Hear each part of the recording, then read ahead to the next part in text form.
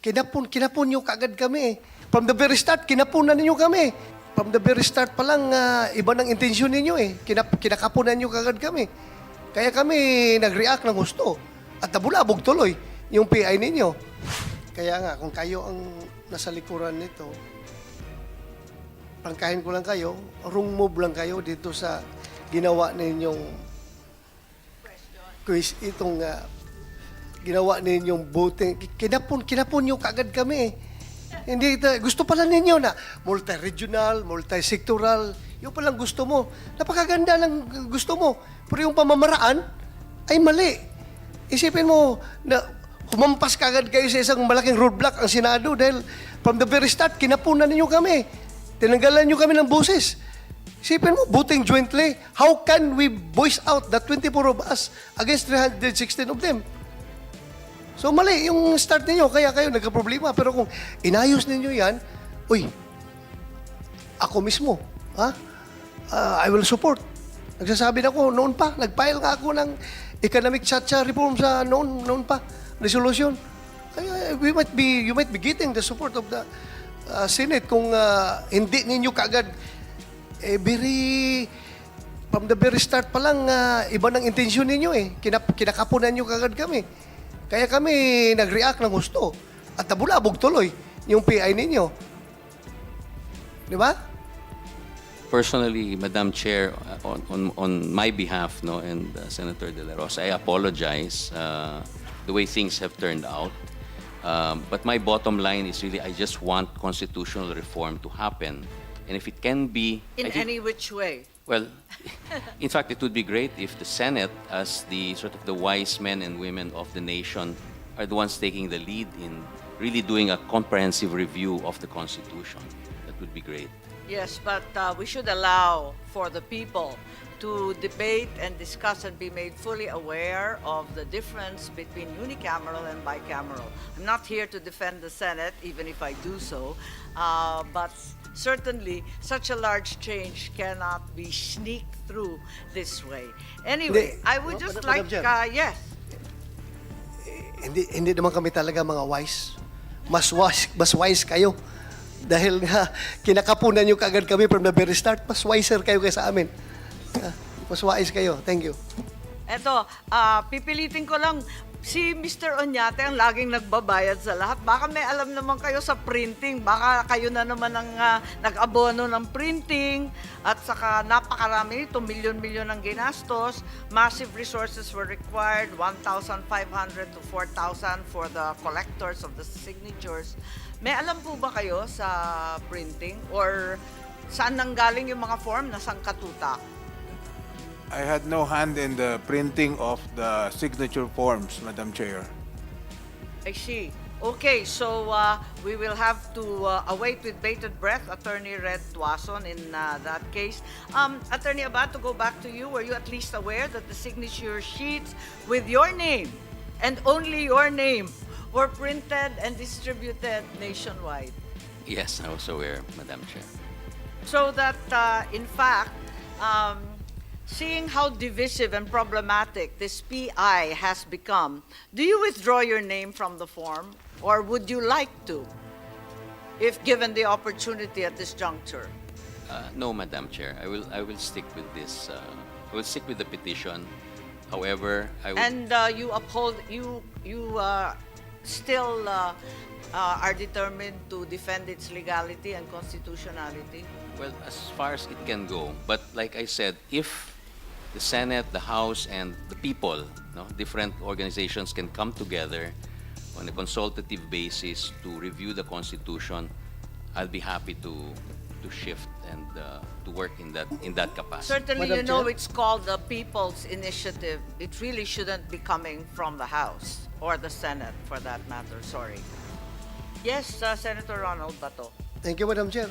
So, you are going to withdraw your name despite the fact na posibleng mangyari na yung mga tao na binigyan ng card na magkiklaim ng 3,000 sabihin ng mga nag-recruit sa kanila, nagpapirma na wala na kami dyan. Punta na lang kayo kay Atty. Abad kasi siya man nandiyan pangalan, no? doon mo singilin kay Atty. Abad yung 3,000 na pinapromise namin na yung card ninyo. Hanapin niyo si Atty. Abad. So you're willing to face those people? Well, my understanding is that there is no, it should not be linked to this amount. So I will tell them that. Kaya nga, I'm just giving the situation. The real. Ikaw kasi, puro kuhan yung ideal situation yung iniisip mo eh. The situation obtaining on the ground.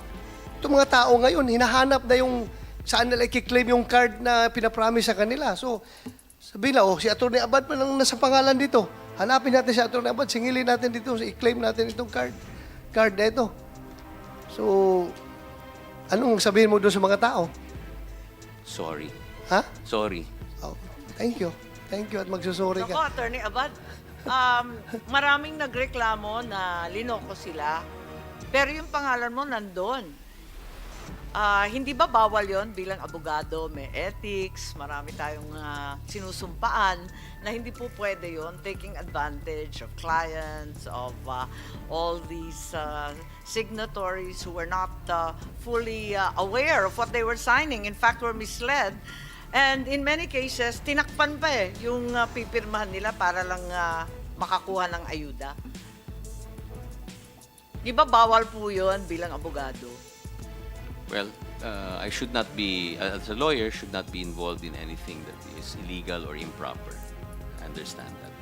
Kaya nga, pero ang pangalan mo nandoon, at least, if hindi ka naman legally maiipit dyan, pero konsensya mo lang rin. Ang daming taong naisahan niya, nailad, naloko. So, dapat makonsensya ka rin, pangalan mo nandoon nakapapil eh. Tapos sila ngayon, nag-expect ng ayuda coming from those people na nagpapapirma. Ikaw nandoon sa papel eh.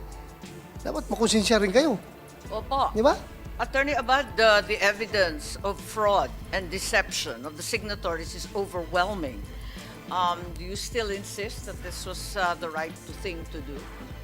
And that you still abide by the ethics that you swore to as a lawyer? Yes, ma'am. Ginamit ang pangalan mo para lokohin ang tao. Nagmudmud ng pera, ng suhol, ng linlang, ng mamayang Pilipino. Payag kayo ron. No, of course, I don't want that to happen, ma'am. Nangyari eh. Ang pangalan mo lang nakatakda ron. Wala naman ibang pangalan. Ikaw lang naman ang sisisihin ng lahat. Payag kayong ganon. Alam ninyo from the beginning na magkakaganon. Yes, I was aware of the risks.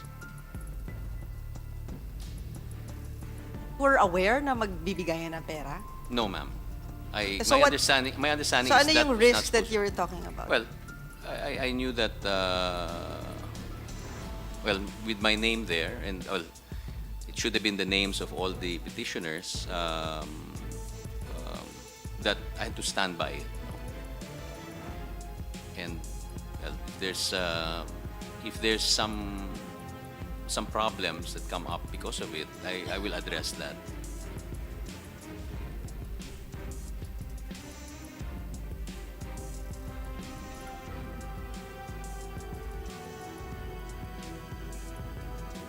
Yes, supposing you filed a petition for People's Initiative, you would have represented Pirma or yourself or Change Philippines or any of these organizations. I would Is be it there. your personal capacity? Kasi yung pangalan mo lang naman doon, wala namang pirma. Yung petition will be representing yourself personally? Ganun ba yun? I will be there in my personal capacity as and as well as the other petitioners. So, hindi na yung pirma. No, I'm not there as their counsel. I'm there to assist them. Okay, paano yung mga tao na linoko at gusto ngayon i-withdraw yung kanilang mga signature, hindi naman na pumapayag yung COMELEC at wala namang patakaran, these are the people that you will file a petition for as well? You will be their lawyer, correct? If they... Are you saying if It's they in the withdraw? form. Hmm. It's what you have. Andito po eh. Andito dito. Diba? We hereby authorize Attorney Anthony Abad to cause the filing of the petition, perform any and all acts necessary in furtherance thereof. Sagot mo lahat. Yes, ma'am.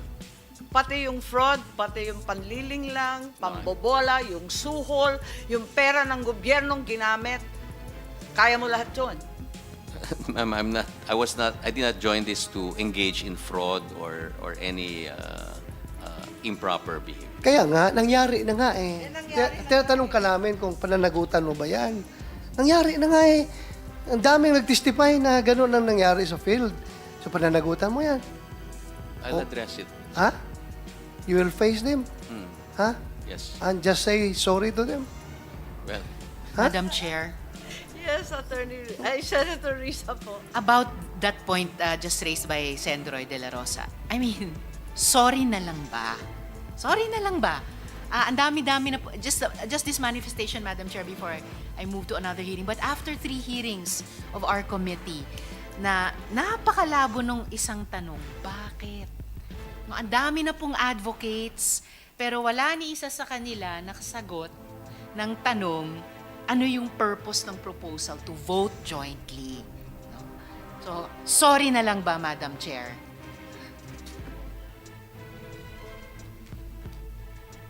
Yes, I'd like to recognize Senator Bongo who's been very patiently. If I may lang po, Attorney Abad, saan pwedeng i-claim nung mga may mga stub na ayuda?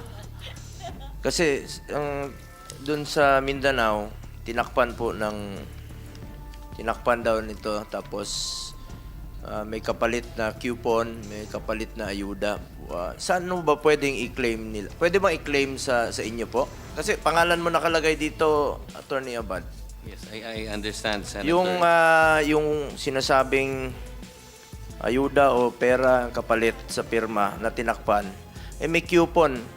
Ang problema, hindi nila alam kung saan nila i-claim to. Pwede mo bang sagutin yung taong bayan kung pwede nilang i-claim sa inyo? I'm not in a position to address those Hindi, ang claims. pangalan kasi, pangalan mo eh. Attorney Anthony A. Abad. So, yung ibang tao, yung mga kababayan nating mahirap, pinagsasamantalahan po. Ang tanong dyan, saan nga nila kukunin? Kung nag-expect sila ng kapalit, pwede ba nilang i-claim sa'yo? Kasi pangalan mo nga nandito. Opo, pero I am a petitioner. I'm awaiting the prospering of the petition. I'm not part of the operation or the administrative part of. So, are you aware na meron kapalit na ayuda to? No, I'm not aware Paano yan kung ikaw ang hanapin? Anong sabihin mo? that I'm not aware. That- Maraming umaasa dito, Attorney Abad. Hinahanap ka ron. Nahanap ko sa Davao, sikat-kat pati sa Bukidnon. Pagdating mo sa airport doon, maraming magsisingil sa'yo. Sigurado yan. Sigurado yan. Just to give you advance info yung card, claim stub na merong building ang nakalagay, District 1 yun ng Davao. Mga residente. Yung card na ang nakikitang picture doon ay Bundok, District 2 yun ng Davao.